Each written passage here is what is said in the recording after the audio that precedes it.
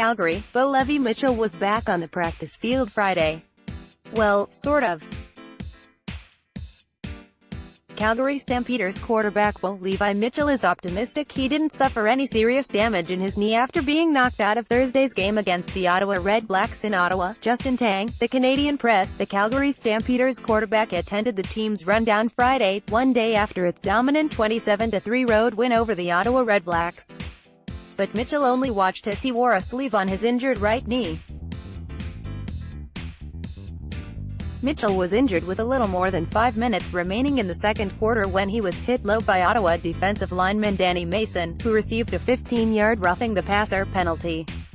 Mitchell did get up and was limping, but remained in the game for 3 more plays as Calgary capped the drive with a Rene Paredes 17-yard field goal to go ahead 17-0. Mitchell went to the dressing room before Calgary's next possession and didn't return to action.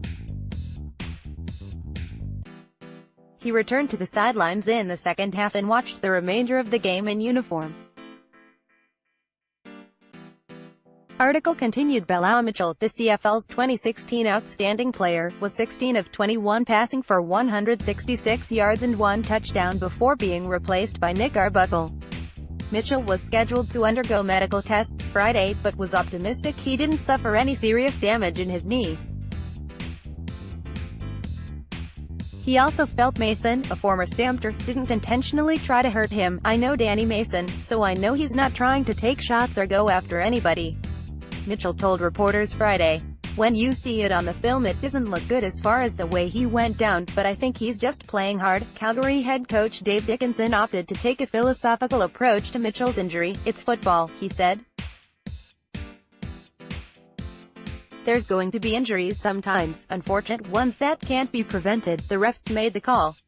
I'm sure that Danny doesn't feel great about it either." Lule returns. The BC Lions have a new starting quarterback. Article continued below with Jonathan Jennings struggling. The Lions, 1-2, have promoted veteran Travis Lule to the number 1 spot for Saturday's home game against the Winnipeg Blue Bombers. Lule has had several major injuries in the last few years. He hurt his knee last September against Montreal before undergoing surgery. The 34-year-old Lule has dressed as a backup for the past 2 games, both of which were losses for the Lions.